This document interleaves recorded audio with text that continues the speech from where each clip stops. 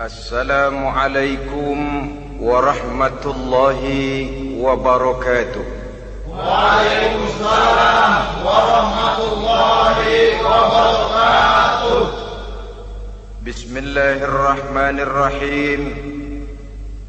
Alhamdulillahi rabbil alamin. Wassalatu wassalamu ala ashrafil anbiya'i wal mursalin, imamil muttaqin, sayyidil ghurril muhajjalin, wa ala alihi wa ashabihil mujahidin at-tahirin, amma ba'du. Saudara-saudara kaum muslimin rahimakumullah, sesungguhnya gaya hidup seseorang sangat ditentukan oleh cara bagaimana dia memandang hidup ini. Dengan kata lain, bagaimana seseorang memandang hidup, begitulah dia akan hidup. Oleh sebab itu, untuk mengubah keadaan seseorang harus diawali lebih dahulu dengan mengubah caranya memandang kehidupan ini. Itulah sebabnya dalam surah Ar-Ra'd ayat 11 Allah Subhanahu wa ta'ala menjelaskan, Innallaha la yughayyiru ma biqaumin hatta yughayyiru ma bi anfusihim. Allah Subhanahu wa ta'ala tidak akan mengubah nasib dan keadaan satu kaum sampai kaum itu berusaha mengubah apa yang ada di dalam diri mereka sendiri.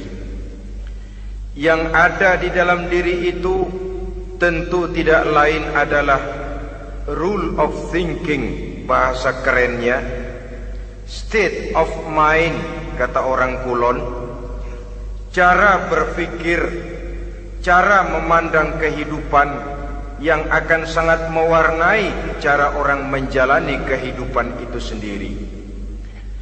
Oleh karena itu, pada pertemuan kali ini kita akan membicarakan tentang dasar dan tujuan hidup dari seorang muslim di dalam kehidupan ini. Yang pertama, tentang dasar dan landasan hidup. Seorang muslim tak dapat lain mendasarkan kehidupannya dengan Islam. Di dalam mendasari kehidupan dengan Islam ini, Allah Subhanahu wa ta'ala menuntut, Ya ayyuhalladzina amanu dkhulu fis silmi kafah. Hai orang-orang yang beriman, masuklah kamu ke dalam Islam itu secara total, secara utuh, secara seluruhnya. Jangan separuh-separuh, jangan sepotong-sepotong. Mendasari hidup dengan Islam artinya menjadikan Islam sebagai way of life, sebagai rule of thinking, sebagai state of mind di dalam kita memecahkan problema-problema kehidupan, sehingga tidak satu persoalan hidup yang bagaimanapun kecilnya sekalipun yang tidak tersentuh oleh nilai-nilai ajaran agama Islam ini. Kemudian di dalam mendasarkan hidupnya dengan Islam, ia mempunyai satu keyakinan. Pertama, Islam sebagai dasar hidupnya adalah agama yang sesuai dengan fitrah daripada manusia. Allah Subhanahu wa ta'ala pencipta manusia. Allah Subhanahu wa ta'ala yang menurunkan agama Islam. Oleh sebab itu, tentu saja seluruh konsepsi Islam ini sudah diukur sedemikian rupa sesuai dengan kemampuan yang dimiliki oleh manusia. Secara logika bisa kita katakan, pabrik mobil di Jerman misalnya bikin mobil namanya Mercy. Seiring dengan itu dikeluarkannya buku petunjuk. Mobil ini bernama Mercy, kecepatan maksimal sekian ratus kilometer per jam, daya angkutnya sekian ratus kilogram, kalau rusak memperbaikinya ini onderdilnya itu umpamanya. Karena pabriknya yang bikin mobil, lalu pabriknya juga yang mengeluarkan buku petunjuk, tentu buku itu sesuai benar untuk mobilnya. Dan logika mengatakan tidak bisa kita punya mobil Mercy rusak, kita perbaiki dengan menggunakan buku petunjuk yang dikeluarkan oleh pabrik mobil Fiat. Tentu saja mobil makin rusak, acak-acakan dan tidak karu-karuan. Ini artinya, jikalau manusia ingin baik, jikalau manusia ingin mencapai sesuatu yang bernama bahagia, dia harus mengikuti petunjuk yang dikeluarkan oleh yang menciptakan manusia. Dan petunjuk-petunjuk itu telah turun dalam satu konsepsi yang bernama Islam yang sesuai dengan fitrah manusia. Yang kedua, oleh karena keyakinannya bahwa Islam sesuai dengan fitrah manusia, ia pun berkeyakinan bahwa Islam adalah agama untuk seluruh manusia, universal. Walaupun ia diturunkan di tanah Arab, tetapi ia bukanlah agama hanya untuk orang Arab semata-mata. Keyakinan ini perlu ditegakkan kembali. Oleh karena akhir-akhir ini muncul pendapat-pendapat yang menganggap seolah-olah agama itu barang impor. Persilahkan saja kalau memang itu merupakan keyakinannya, tetapi menganggap agama sebagai barang impor sungguh merupakan satu kekeliruan yang sangat besar. Bahwa Arab sebagian besar memang Islam, jelas. Tetapi Islam bukannya Arab, itu pun harus kita akui. Kita bisa menjadi Muslim yang baik tanpa perlu menjadi orang Arab. Dengan kata lain, kita bisa menjadi Muslim yang baik dengan tetap menjadi warga negara Indonesia yang baik. Bahwa Al-Quran diturunkan dalam bahasa Arab oleh karena memang ia turun di tanah Arab. Buktinya apa? Walaupun Quran dalam bahasa Arab, tidak satu pun ayat Quran yang ditujukan kepada orang Arab semata-mata. Tidak ada ayat ya ayyuhal arabiyun, hai orang-orang Arab. Tidak ada. Yang ada malah ya ayyuhan nas, wahai manusia. Manusia yang mana? Yang mana saja asal merasa manusia. Kalau tidak merasa manusia, tidak usah terpanggil dengan ayat tadi. Maka dalam mendasari hidup dengan Islam, kita berkeyakinan Islam adalah agama untuk seluruh manusia. Yang ketiga, di dalam mendasari hidup dengan Islam, kita berkeyakinan Islam adalah agama terakhir yang diturunkan kepada Rasul terakhir. Tidak ada Rasul dan Nabi sesudah Nabi Muhammad, dan tidak ada agama lagi sesudah agama Islam. Dasar-dasar keyakinan ini melembaga dalam pribadi kita, membentuk satu keyakinan yang mendasari kehidupan ini, sehingga tidak satu problema yang bagaimanapun kecilnya dalam kehidupan yang tidak tersentuh oleh nilai-nilai Islam. Sejak kita tidur sampai kita bangun tidur, bahkan tidur itu sendiri dan seluruh kegiatan kehidupan yang kita laksanakan dalam 24 jam, tidak satu pun yang tidak tersentuh oleh nilai-nilai Islam. Inilah pandangan hidup Muslim. Jawaban seorang Muslim terhadap problema-problema kehidupan yang dihadapinya, yang di dalam menjawab problema itu ia Islam oriented, berorientasi kepada nilai-nilai Islam. Apa kata Islam tentang pekerjaan yang dihadapinya? Halal kata Islam, halallah dia katakan. Haram kata Islam, haram dia katakan. Islam oriented. Barometer dalam perbuatannya tidak lain daripada nilai-nilai Islam itu sendiri. Dan kemudian di dalam mendasari kehidupan dengan Islam, ia berkeyakinan Islam adalah satu-satunya agama yang benar. Bahasa kerennya, Islam is the single one, the true religion behind the God. Satu-satunya. Keyakinan ini kelihatannya subjektif, tapi memang inilah pokok daripada kehidupan beragama. Saudara-saudara kaum muslimin rahimakumullah, kalau itulah dasar daripada kehidupan kita sebagai muslim, apa yang menjadi landasannya? Kalau dasar hidup kita Islam, maka landasan hidup kita tidak lain adalah Al-Quran dan Sunnah Rasulullah Sallallahu Alaihi Wasallam. Dunia penuh dengan orang-orang besar, dan setiap orang-orang besar itu mempunyai ajaran-ajaran yang pernah jaya, pernah dikumandangkan, didengung-dengungkan, naik ke panggung sejarah untuk kemudian tenggelam.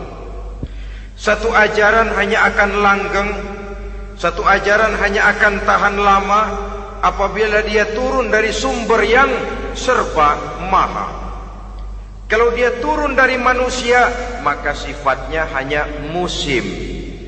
Yang namanya musim, saudara-saudara, namanya musim tidak bisa dilarang, tapi kalau sudah selesai habis sendirian. Itu musim namanya.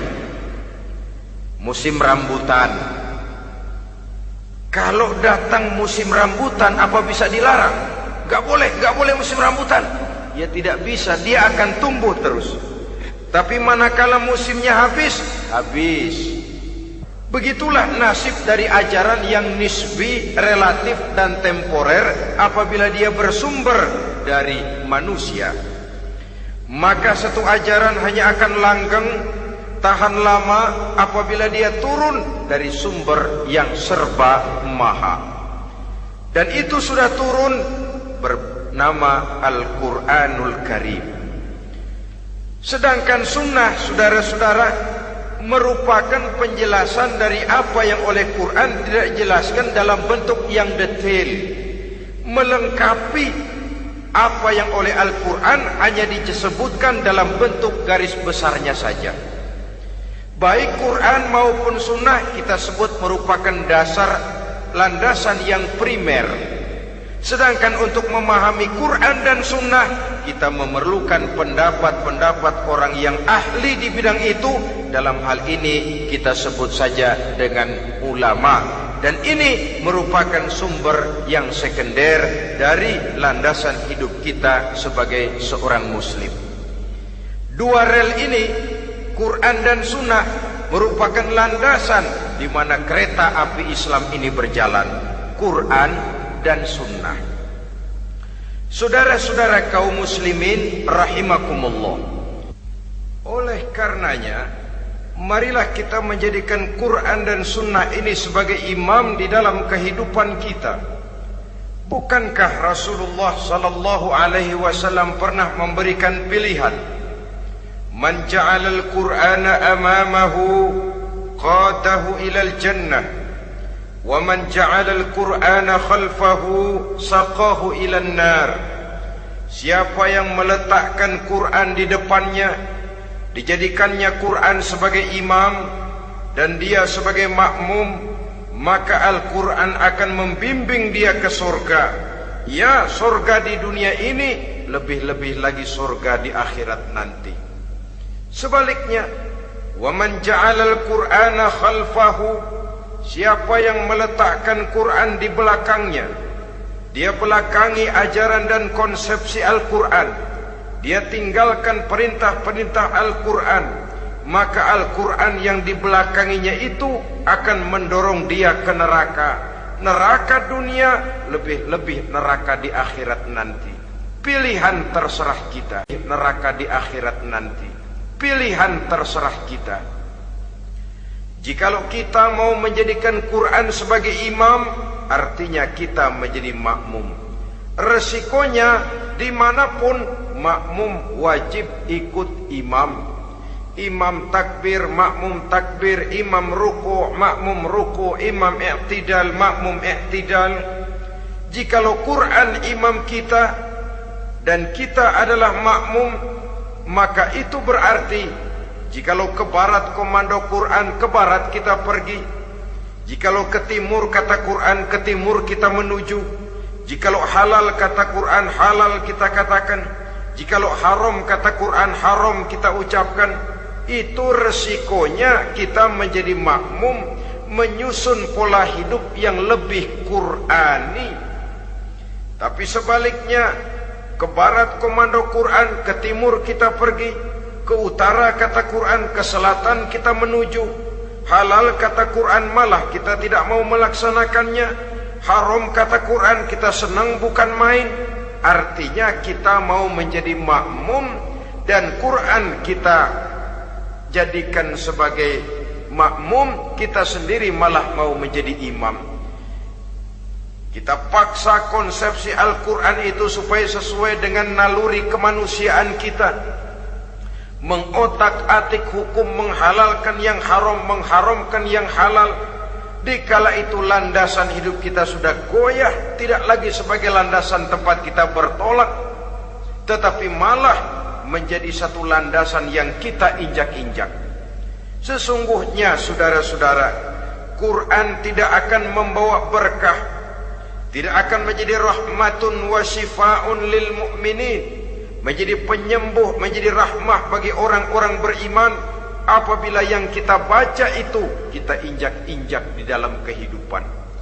Upaya menyusun hidup yang lebih Qurani ini seiring dengan usaha kita menjadi warga negara yang baik. Yang saya katakan di awal tadi, tidak saling dan tidak harus saling bertentangan. Jadi dengan demikian, dasar hidup kita sebagai muslim adalah Islam, dan landasan hidup kita tidak lain adalah Al-Quran dan sunnah Rasulullah sallallahu alaihi wasallam. Ini landasan tempat kita bertolak. Ini yang mewarnai gaya kehidupan kita. Apapun yang mau kita lakukan, tempat kita bertanya lebih dahulu Quran dan sunnah. Saya mau melakukan pekerjaan ini, apa kata Quran? Saya mau pergi ke tempat ini, apa kata Quran? Saya mau berusaha dengan mengerjakan perusahaan ini, apa kata Quran? Merupakan landasan daripada kehidupan kita. Ini yang saya katakan tadi, membentuk rule of thinking, state of mind, bahwa gaya kehidupan kita diwarnai oleh landasan hidup yang bertumpu pada ajaran Al-Quranul Karim dan sunnah Rasulullah sallallahu alaihi wasallam. Baiklah ya, ini yang pertama tentang dasar dan landasan hidup. Yang kedua tentang tujuan hidup. Kalau sudah ada landasan tempat kita bertolak, lalu kemana pantai yang akan kita tuju? Mau apa sih kita hidup ini? Berleha-leha, menjalani acara rutin, bangun tidur sampai tidur lagi, kemudian besok begitu lagi, sampai menunggu datangnya sang ajal? Atau ada satu tujuan yang akan kita capai di dalam kehidupan ini? Apabila kita teliti, maka Al-Quran mengajarkan tujuan hidup setiap muslim pada dasarnya ada dua. Pertama, kita sebut saja tujuan jangka pendek. Tujuan jangka pendek itu sasarannya dunia sekarang ini. Bentuknya horizontal. Targetnya agar setiap pribadi muslim menjadi rahmatan lil alamin, rahmah bagi lingkungannya. Inilah yang oleh agama dinamakan hablum minan nas, yang isinya adalah ilmu dan peradaban. Jadi dunia dan seluruh isinya merupakan tujuan jangka pendek saja. Untuk mencapai tujuan jangka pendek, dunia dan seluruh isinya, unsur penunjangnya adalah pendidikan, pengalaman, atau nasib. Makin tinggi pendidikan, makin mudah menjangkau hidup. Makin banyak pengalaman, makin mudah menguasai dunia. Atau karena faktor nasib, pendidikannya tidak seberapa, pengalaman pun kadang-kadang dangkal, tapi karena nasibnya lagi hoki, kata orang sekarang, nasibnya lagi bagus, dia naik ke panggung memegang peranan. Faktor yang namanya nasib ini ada, tapi tidak bisa dijadikan sandaran. Untuk menjangkau dunia dan seluruh isinya, unsur penunjangnya pertama pendidikan, yang kedua pengalaman, yang ketiga faktor nasib. Oleh karena itu, apabila kita ingin mudah mencapai dunia, yang pertama harus kita laksanakan bagaimana menempuh satu pendidikan. Di zaman sekarang orang terangsang untuk hidup dalam pola yang oleh orang-orang priangan disebut hardolin. Saudara tahu hardolin? Itu potongan dari dahar modal ulin. Filsafat hidup yang pakaian mau bagus, makan mau enak, kerja nggak mau. Akhirnya jadilah dia penghayal kelas berat, tukang-tukang ngelamun kelas tinggi. Tiap hari kegiatannya ya cuma tidak terlepas dari tiga kriteria itu, hardolin. Pokoknya kalau sudah dahar modal ulin, besok ya begitu lagi, pola dari dimana orang pakaian mau bagus, makan mau senang, duit mau punya, kerja tidak mau. Kadang-kadang mau kerja tapi tidak tahu apa yang harus dikerjakan, ditambah oleh sempitnya lapangan pekerjaan. Tidak tahu apa yang harus dikerjakan, dilatar belakangi oleh tidak adanya pendidikan yang dia terima, sehingga mau kerja apa lalu bingung. Oleh karena itu, terutama buat adik-adik remaja, para pemuda, saya berpesan untuk menjangkau dunia, yang pertama harus kita jalani bagaimana membina diri, mendidik. Taruh kata drop out, putus sekolah, tapi drop out bukan halangan bagi tumbuhnya cita-cita yang mulia. Bahkan ada orang bilang many a great man starts as a newspaper boy. Banyak orang-orang besar yang memulai pekerjaannya dagang koran. Putus sekolah bukan merupakan halangan bagi tumbuhnya cita-cita yang mulia. Dan tidak sedikit orang-orang besar yang tidak keluaran perguruan tinggi. Tidak sedikit orang-orang besar yang tidak merupakan produk dari perguruan tinggi tertentu, tapi kerajinannya belajar, banyak membaca, banyak bergaul, autodidak. Syukur kalau masih bisa menempuh pendidikan yang formal. Kekurangan ekonomi, kemiskinan keluarga jangan menjadi penghalang bagi tumbuhnya cita-cita yang tinggi untuk menempuh karier pendidikan yang baik. Ini memang baik, tapi bagaimanapun kata orang, lebih baik makan singkong beneran daripada makan roti ngimpi. Artinya jikalau memang perlu, lebih baik sekolah sambil dagang koran, nyemir sepatu, parkir mobil, daripada hardolin itu tadi. Tanpa prospek hari depan yang ada artinya. Dan pendidikan memang merupakan sesuatu yang baik, tapi tanpa ini rasanya kita akan sulit untuk menjangkau dunia, tersisih di pojok-pojok kehidupan. Jangan lalu bilang, manusia kan rezekinya sudah dijamin oleh Allah, ayam saja ada rezekinya. Of course. Tapi jangan lupa, cara ayam cari rezeki dengan cara manusia cari rezeki lain. Kalau ayam cari rezeki dari tahun atu, modalnya cuma ceker sama patok. Kalau ayam mah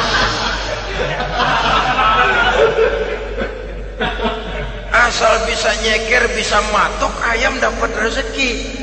Pokoknya kertok dah. Tapi manusia cari rezeki, dia harus cari lapangan kerja. Lapangan kerja sulit. Sudah dapat lapangan kerja, harus punya keahlian. Untuk memperoleh keahlian, harus dengan pendidikan. Berhadapan lagi dengan saingan-saingan, karena pasaran tenaga kerja tiap tahun puluhan kalau tidak ratusan ribu pasaran tenaga kerja yang masuk lapangan kerja. Ini kenyataan. Semakin ke depan oleh tingginya tensi ekonomi, oleh persaingan hidup yang makin tajam, oleh makin menggejalanya pola pikir industrialis yang membuat manusia individu, nilai-nilai semacam ini akan terasa makin berat. Oleh karenanya tanpa pendidikan sulit untuk menjangkau dunia. Yang kedua, pengalaman, tenaga expert. Sehingga orang mengatakan experience is the best teacher. Pengalaman adalah guru yang paling bijaksana. Dengan pengalaman kita makin dewasa. Dan orang sering mengatakan kegagalan hakikatnya adalah keberhasilan yang tertunda. Jangan takut gagal. Kalau itu akan mengantarkan kita kepada pola hidup yang lebih dewasa, lebih tegar, lebih sanggup menghadapi kesulitan-kesulitan. Dan faktor yang ketiga, nasib. Kadang-kadang orang pendidikannya tidak ada, kadang-kadang pengalamannya tidak seberapa, tapi karena nasib, engkongnya misalnya jadi komandan Hansip, dia naik jadi anggota Hansip. Itu karena faktor nasib saja. Yang ketiga ini ada, tapi tidak bisa dijadikan sandaran dalam arti bahwa kita lalu mengandalkan nasib. Lo nanti udah gede mau jadi apa? Gua sih gimana nasib aja dah. Jadi orang syukur, jadi gembel nasib. Tidak bisa kita menghadapi hidup dalam satu alur spekulasi. Tidak bisa kita menjalani skenario kehidupan ini dengan bersikap untung-untungan. Karena kehidupan walaupun tidak bisa dipastikan, paling kurang bisa dirancang, bisa direncanakan, bisa ditargetkan, bisa dianalisa kemungkinan-kemungkinannya. Walaupun tidak bisa dipastikan, tapi bisa diperhitungkan. Sebagai manusia yang terikat oleh causality, oleh hukum sebab akibat, sewajarnya kita memperhitungkan kemungkinan-kemungkinan itu. Kira-kira 5, 10, 15 tahun yang akan datang, sejauh mana kesulitan-kesulitan dalam kehidupan ini, sejauh mana persaingan dalam hidup, sejauh mana tenaga kerja dibutuhkan, sejauh mana keahlian dan skill menunjang ke arah itu. Kalau tidak, kita akan tersisih di sudut-sudut kehidupan untuk lebih banyak jadi penonton daripada menjadi pemain.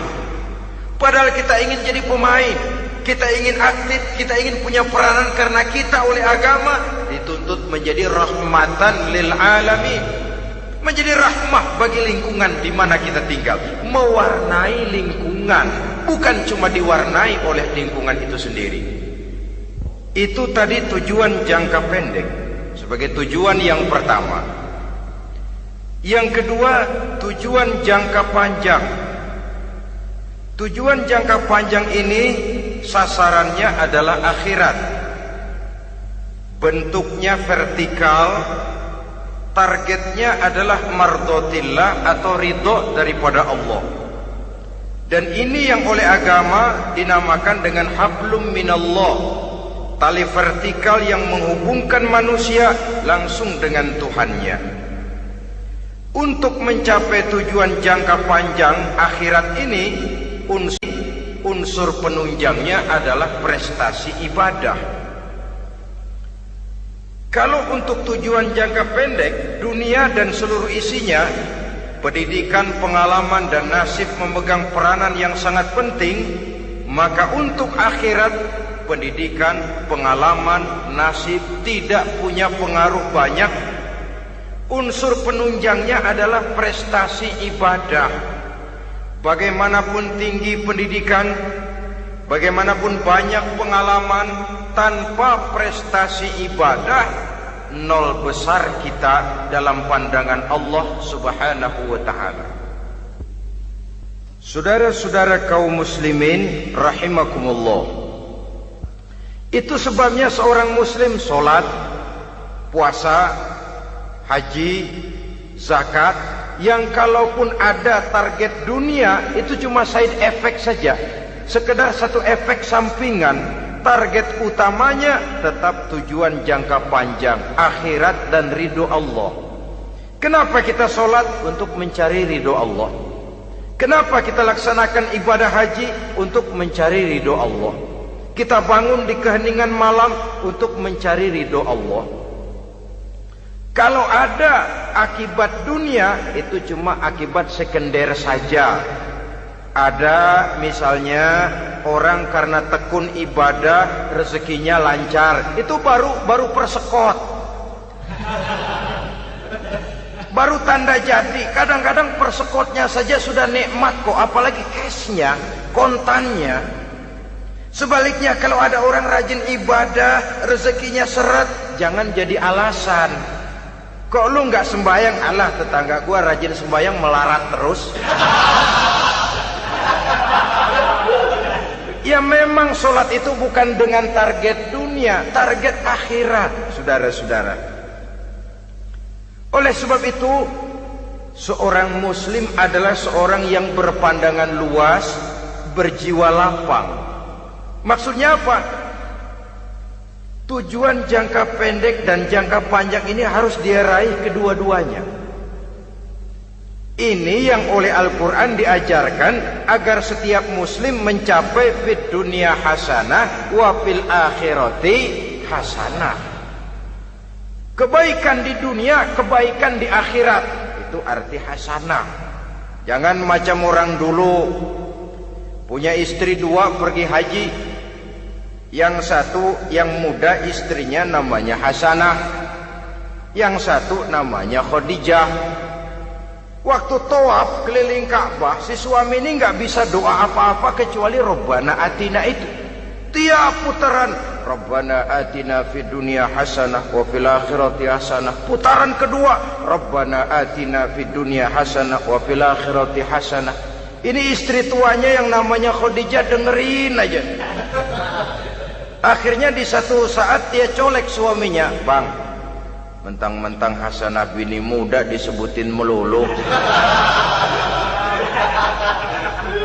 saya dong disebutin dalam doa." "Iya deh, ntar putaran selanjutnya." Suaminya blow on juga. Putaran kedua dia baca Rabbana Atina fid dunya hasanah wa fil akhirati Khadijah. Saudara-saudara, itu makna refleksi daripada doa tadi itu, doa sapu jagat. Kita ingin fid dunya hasanah wa fil akhirati hasanah. Tujuan jangka pendek dunia tercapai, tujuan jangka panjang akhirat dan ridho Allah juga tergapai. Oleh sebab itu Al-Quran menjelaskan, wabtaghi fima atakallahu ad-daral akhirah wa la tansa nasibaka minad dunya. Dengan karunia yang diberikan Allah kepadamu, carilah bahagia akhirat. Wala tansa nasibaka minad dunya, tetapi jangan lupakan bagianmu dalam kehidupan di dunia ini. Cari akhirat, utamakan akhirat dengan tidak usah melupakan jatahmu di dunia. Kenapa saya katakan seorang muslim berjiwa besar? Sebab andai kata dia gagal mencapai tujuan jangka pendek, andai kata dia gagal di dunia, dan dia oleh Islam diajarkan jangan sampai gagal, tapi andai kata dia gagal, dia masih punya tujuan jangka panjang, akhirat dan ridho Allah. Dia masih bisa menghibur diri, biarlah di dunia kita sederhana, bahkan biarlah susah di dunia, asal di akhirat kita bahagia. Orang yang tidak punya pandangan hidup semacam ini, surgalah dunia ini, segalanya telah tertumpu di sini. Bila umurnya selesai, ajalnya datang, selesai, sudah surganya sampai di situ, dan dia tidak punya pengharapan lain di belakang itu. Maka seluruhnya bertumpu pada kehidupan di dunia, padahal dunia seperti air laut, makin diminum makin haus, makin kering tenggorokan. Dunia yang diperturutkan menyeret manusia ke dalam lingkaran setan, terjebak dalam sifat yang namanya tamak bin rakus alias serakah.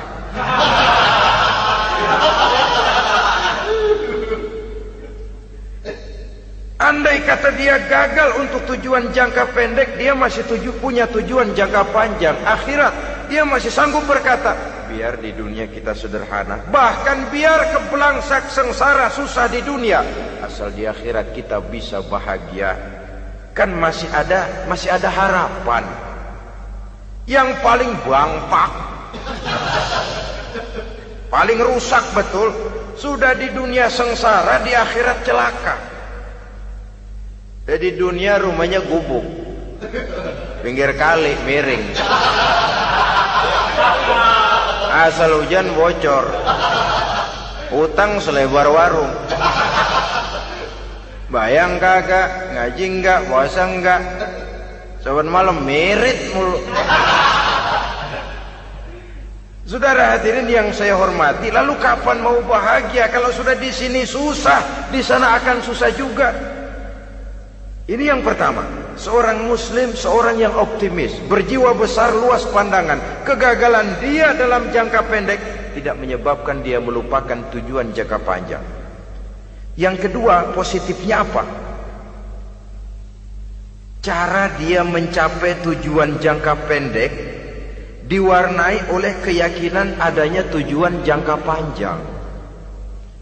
Dia memang benar cari harta, tapi karena dia yakin ada akhirat, Allah ridho apa tidak. Ini positifnya. Saya memang cari duit, tapi dengan cara ini Allah ridho apa tidak. Saya memang ingin berpakaian yang rapi, tapi dengan tidak menutup aurat begini, Allah ridho atau tidak.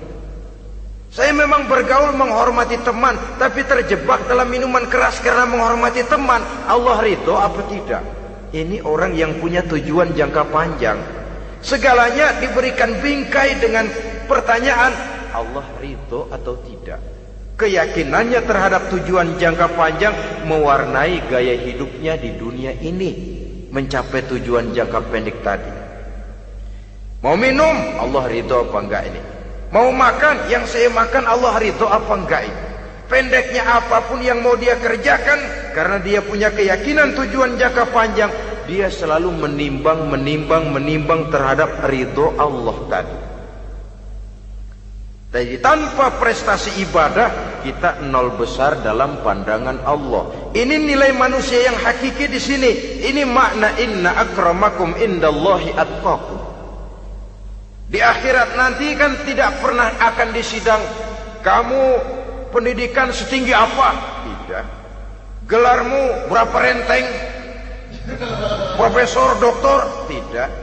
Akhirat hanya menyidang kau sholat atau tidak, kau puasa atau tidak, kau zakat atau tidak. Diberikan kamu harta yang banyak, dari mana kau dapat, kemana kau belanjakan. Prestasi ibadah itu yang ditanya. Setinggi apa pendidikan, sebanyak apa pengalaman, no problem, tidak jadi masalah di akhirat itu. Prestasi ibadah itu yang akan kita persembahkan di hadapan Allah. Itu makna inna akramakum indallahi atqakum. Kerbau dinilai dari dagingnya, makin gemuk makin mahal harganya. Tapi ada perkutut lebih mahal dari kerbau. Perkutut itu mahalan mentahnya loh daripada matangnya. Karena harga perkutut pada suaranya. Lalu di mana harga manusia yang paling gemuk? Tidak. Suaranya, oh kalau manusia dinilai dari suaranya, barangkali Madonna nomor awal masuk surga. Hanyalah dengan prestasi ibadah kita bisa mencapai tujuan jangka panjang, akhirat dan ridho Allah. Nah, baiklah ya, kalau sudah jelas bahwa kita punya dua tujuan jangka hidup, jangka pendek dan jangka panjang, bagaimana Islam mengajarkan kita meraih dua ini? Pada prinsipnya Islam mengajarkan sistem keseimbangan. Dalam berbagai aspek kehidupan, keseimbangan ini nampak dengan nyata diajarkan oleh agama kita. Seperti ayat yang saya bacakan tadi. Dengan karunia yang diberikan Allah kepadamu, cari negeri akhirat, tapi jangan lupakan bagianmu di dunia ini. Dalam bentuk yang lebih nyata, bekerjalah untuk duniamu seolah kau akan hidup buat selamanya, tapi bekerjalah buat akhiratmu seolah kau akan mati besok. Manifestasinya dalam kehidupan, misalnya orang kaya diperintah membantu yang miskin, tapi orang miskin dianjurkan berusaha. Jangan mengandalkan hidup kepada yang kaya, seimbang. Kamu kaya, betul Pak, bantu yang miskin. Kamu miskin, iya Pak, berusaha, seimbang. Tuan rumah diwajibkan menghormati tamu, tamu diwajibkan tahu diri, seimbang. Jadi bagaimana kalau sudah kita bekerja di sawah, di ladang, di pasar, di kantor, anggap kita akan hidup selamanya agar timbul gairah kerja. Tapi kalau sudah sholat, anggap kita akan mati besok supaya timbul khusyuknya. Nah, titik tekannya di mana? Stresnya itu. Walaupun Islam mengajarkan sistem keseimbangan, tapi Al-Quran tetap menggarisbawahi walal akhiratu khairul laka minal, bahwa bagaimanapun seimbangnya, akhirat itu lebih utama daripada dunia. Bagaimana implementasinya? Kata orang-orang tua, kalau kita menanam padi, rumput pasti tumbuh, tapi nanam rumput jangan mimpi tumbuh padi. Maksudnya apa? Kalau satu perbuatan kita niatkan karena Allah, dunianya pasti ikut. Tapi kalau satu perbuatan diniatkan karena dunia semata-mata, akhirat akan hilang. Sebab itu, biasakanlah berbuat sesuatu baik untuk tujuan jangka pendek, lebih-lebih untuk tujuan jangka panjang, dengan motif lillahi ta'ala. Jadi saya ulangi, satu perbuatan kalau sudah diniatkan karena Allah, dunia biasanya ikut. Tapi kalau diniatkan karena dunia semata-mata, akhirat akan luput. Padahal itu titik tekannya, walal akhiratu khairul laka minal ula. Saudara-saudara kaum muslimin rahimakumullah, ini tujuan hidup. Jadi landasan tempat kita bertolak sudah jelas, pantai yang akan kita tuju dalam kehidupan ini juga sudah nyata. Kita ingin mencapai apa yang dinamakan fid dunya hasanah wa fil akhirati hasanah. Untuk itu perlu ada keseimbangan, tetapi titik tekannya tetap akhirat lebih utama daripada kehidupan dunia ini. Sekarang kalau sudah ada dasar hidup, sudah ada tujuan yang akan kita capai, tentu harus ada alat untuk mencapainya. Semuanya perlu sarana. Bahkan pada hakikatnya dalam kaidah usul fikih para ulama mengajarkan lil wasail hukmul maqasid. Sarana dan tujuan hukumnya sama. Ini mestinya mendidik umat Islam jadi pinter. Jangan cuma berpikir melaksanakan satu pekerjaan, tapi juga berpikir menciptakan sarana untuk terwujudnya pekerjaan itu. Misalnya umat Islam wajib pergi haji kalau mampu, kan begitu toh? Kalau dia umat Islam Indonesia, tentu pergi hajinya ke Mekah. Mekah, Jeddah, Mekah, Indonesia perlu sarana angkutan untuk sampai ke sana. Kapal laut, kapal udara. Artinya umat Islam harus maju di bidang teknologi, bisa menciptakan pesawat, bisa menciptakan kapal laut, sarana yang akan menyampaikan dia untuk bisa melaksanakan ibadah haji. Selama ini kita bertumpu kepada pemikiran, pokoknya kan yang penting gue pergi haji pakai apa, kayak gue punya duit. Dari segi pribadi memang barangkali begitu. Tapi sebagai umat yang harus mencapai kemajuan, apabila diperintahkan melaksanakan sesuatu, kita pun hakikatnya dituntut menciptakan sarana untuk menunjang pelaksanaan sesuatu itu sendiri. Agama mengajarkan an-nazafatu minal iman, kebersihan sebagian daripada iman. Siapa yang menciptakan mesin cuci? Sabun-sabun keras, deterjen, rinso dan lain sebagainya. Siapa yang menciptakan air condition, pembersih ruangan?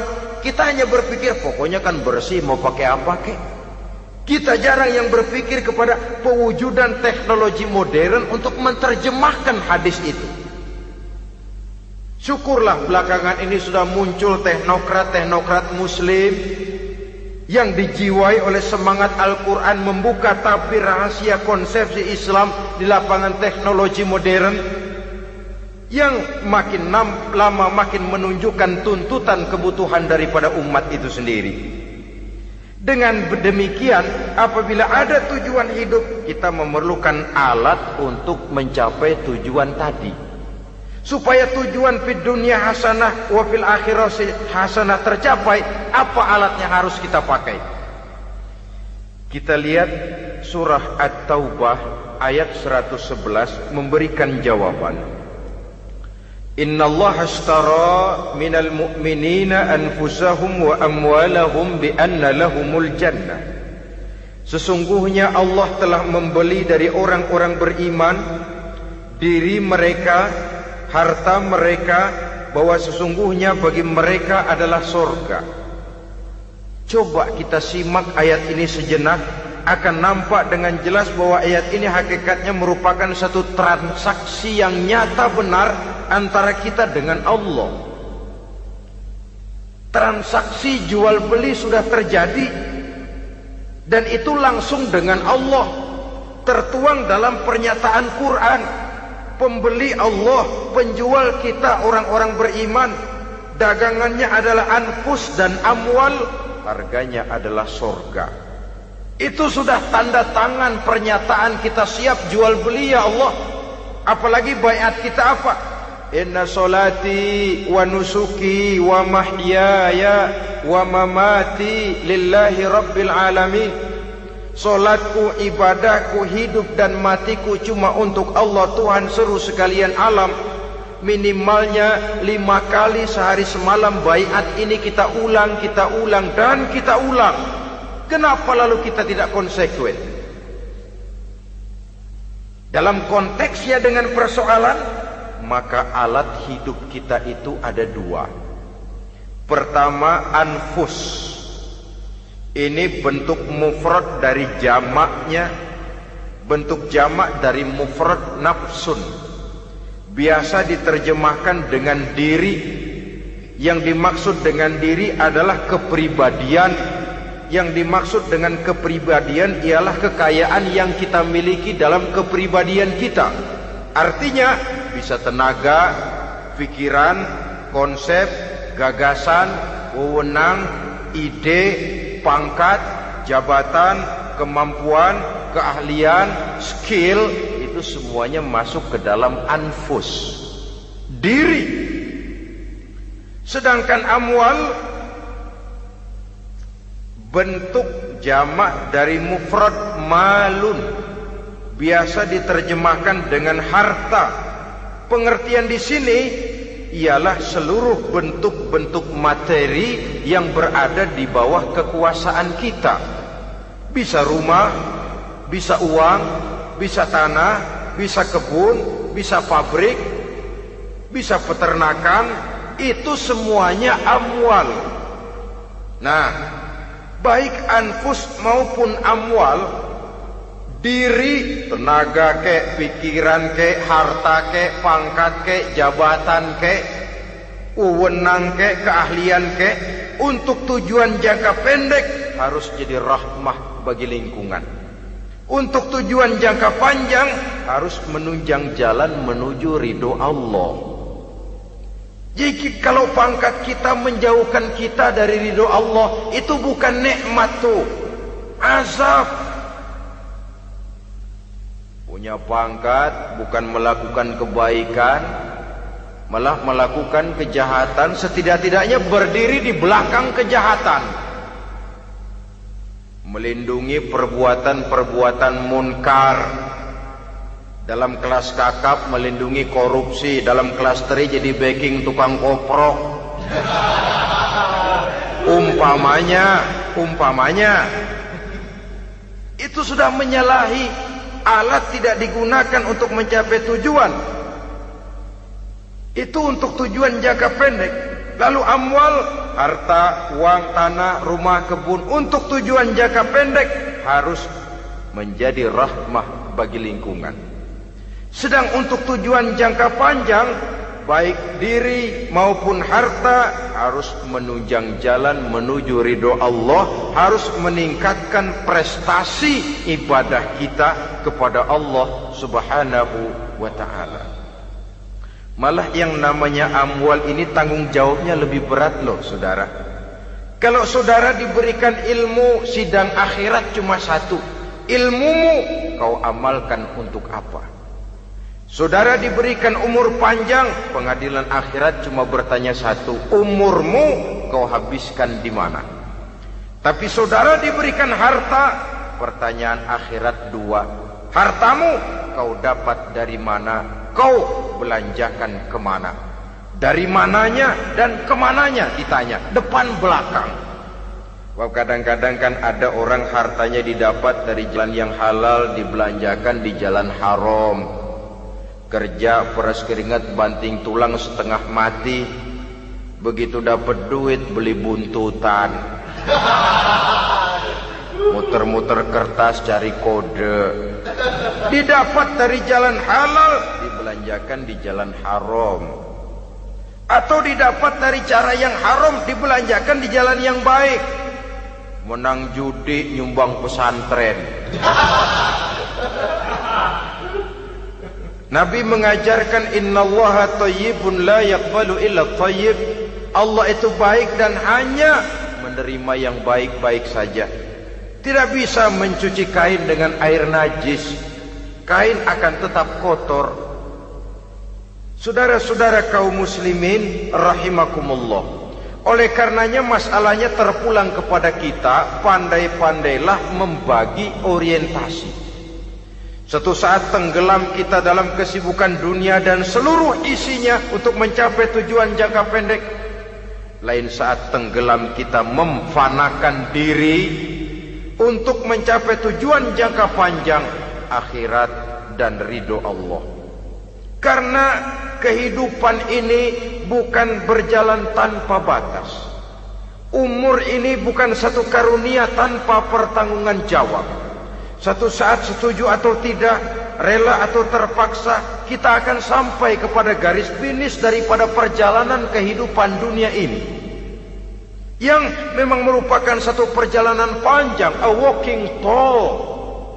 Kata orang Kulon, a walking tall, satu jalan yang demikian jauhnya. Entoh kita akan sampai ke garis finish. Bila datang ajal, senja kehidupan datang, malam menyelimuti. Datangnya tidak pernah kita sangka, tapi sekali dia datang, tidak satu kekuatan yang bisa menolak. Kehadirannya tidak pernah kita harapkan, tapi satu kali dia datang bertamu, pasti terjadi. Dan itu pasti akan kita temui. Alangkah malangnya pada saat kembali itu datang, kita tidak punya prestasi ibadah. Lalu apa artinya prestasi dunia? Apa artinya tujuan jangka pendek kalau kita harus kehilangan tujuan jangka panjang? Rumah kita yang besar, pangkat kita yang tinggi, harta kita yang banyak, bisakah menolong kita untuk kalau sudah kumpul di padang mahsyar nanti? Malaikat, jangan gebugin saya, rumah saya harga 2 miliar.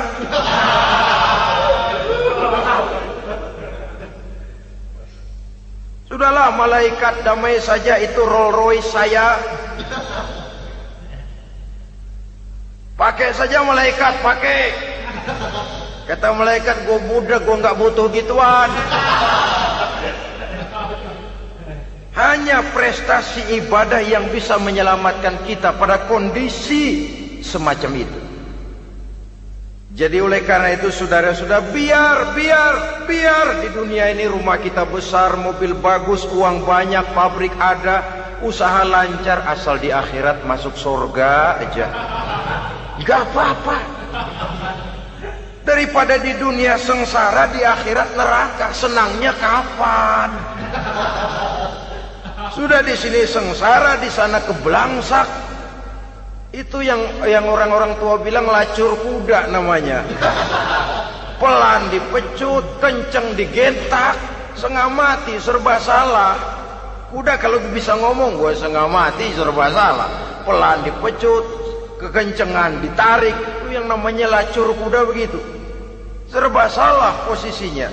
Untuk itu pandai-pandailah membagi orientasi supaya tercapai tujuan ideal ini, fid dunya hasanah wa fil akhirati hasanah. Ini tentang tujuan hidup. Nah, untuk mencapai tujuan ini kita tidak berjalan sendiri. Kita perlu teman hidup. Di samping teman hidup ada pula lawan hidup. Siapa teman hidup kita untuk mencapai tujuan hidup ini? Dalam arti sempit, teman hidup kita suami istri yang taat kepada Allah. Suami istri lebih dari sekedar satu pasangan, juga saling melengkapi, merupakan bagian daripada kehidupan. Suami adalah teman istri, istri adalah teman suami untuk mencapai tujuan hidup tadi. Mencapai fid dunya hasanah wa fil akhirati hasanah. Seiring, seirama, selaras, serasi, seimbang, kata orang sekarang.